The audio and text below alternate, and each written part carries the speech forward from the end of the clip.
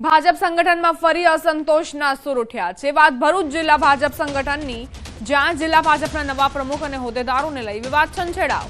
ખુદ સાંસદ મનસુખ વસાવા પાર્ટીના નિર્ણયો સામે અવારનવાર નારાજગી વ્યક્ત કરી રહ્યા છે। નવા વરાયેલા પ્રમુખ અને હોદ્દેદારો આપ અને કોંગ્રેસમાંથી આવેલા નેતાઓ હોવાથી ભાજપના કાર્યકર્તાઓ નારાજ થયા છે। વળી પ્રમુખ આદિવાસી નેતા હોય તેવી પણ માંગો ઉઠી રહી છે। બીજી તરફ ભરૂચ જિલ્લાના નવા ભાજપ પ્રમુખ પ્રકાશ મોદીએ કહ્યું કે સાથે મળી વિવાદનો અંત લાવીશું। સ્વાભાવિક છે કે ત્યાંના કાર્યકર્તાને અપેક્ષા હોય, જૂના વર્ષોથી કામ કરતા હોય, એમને એક આશા હોય કે મહામંત્રી તરીકે આદિવાસી હોવા જોઈએ અને વર્ષોથી આ પ્રકારની એક પરંપરા ચાલતી આવી છે। તો આના માટે ઘણા બધા કાર્યકર્તાઓ એ નારાજગી વ્યક્ત કરી કે ભાઈ બંને તાલુકામાં સામાન્ય પ્રમુખ છે તો મહામંત્રીઓ બંને આદિવાસી હોવા જોઈએ બંને તાલુકામાં। આ લોકોને કીધું છે કે કંઈક આવનારા દિવસોમાં પોઝિટિવ જે કંઈ હશે બધાને સંતોષ થાય એ રીતના કામગીરી જે કંઈ અસંતોષ થયો હશે દૂર કરવામાં આવશે। સુરતથી સમાચાર, મંદિરના સમયમાં ડાયમંડ વર્કર યુનિયન અને જીજેઈપીસી રત્ન કલાકારોની મદદે આવ્યું। રત્ન કલાકારોને 35,000નો આરોગ્ય વીમો આપવામાં આવશે, સાથે જ 10,000 રત્ન કલાકારોના બાળકોને ચોપડા વિતરણ કરવામાં આવશે। આ માટે ફોર્મ ભરવાની કામગીરી ડાયમંડ વર્કર યુનિયનના સભ્યો દ્વારા શરૂ કરવામાં આવી।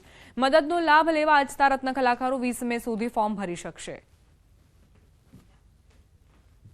આ એક કેમ્પનું આયોજન કરેલ છે। આવનારા દિવસોની અંદર કારીગરો જે આત્મહત્યાનું પ્રમાણ વધે છે એ ન થાય એ માટે સુરતની અંદર એક કાર્યક્રમ આયોજન કરવામાં આવશે અને આત્મહત્યા ન કરે એ બાબતે જાગૃતિ લાવવામાં આવશે। આ 10,000 બાળકોને અહીંથી અમે નોટબુક વિતરણ કરવાના છીએ અને પરિચયનું કાર્ડ પણ gems and jewellery export promotion કાઉન્સિલની સાથે મળીને કરવાના છે।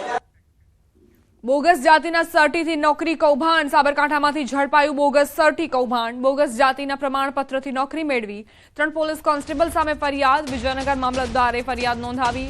રેલવે પોલીસ અને ગુજરાત પોલીસમાં નોકરી મેળવી 3 પોલીસ કોન્સ્ટેબલ સામે વિજયનગર પોલીસે ફરિયાદ નોંધી।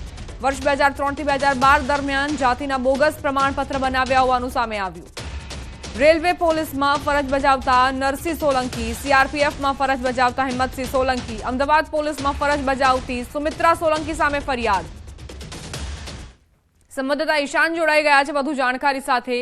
ઈશાન, બોગસ જાતિના પ્રમાણપત્ર બનાવીને અને નોકરી મેળવવામાં આવી છે, શું હકીકત? જી બા, ચોક્કસ કે વિજયનગરમાં બોગસ જાતિના પ્રમાણપત્ર મેળવીને નોકરી મેળવ્યાની ફરિયાદ વિજયનગર મામલતદાર દ્વારા નોંધવામાં આવી છે। નોંધનીય છે કે 3 પોલીસ કોન્સ્ટેબલ સામે વિજયનગર પોલીસે ફરિયાદ નોંધી છે।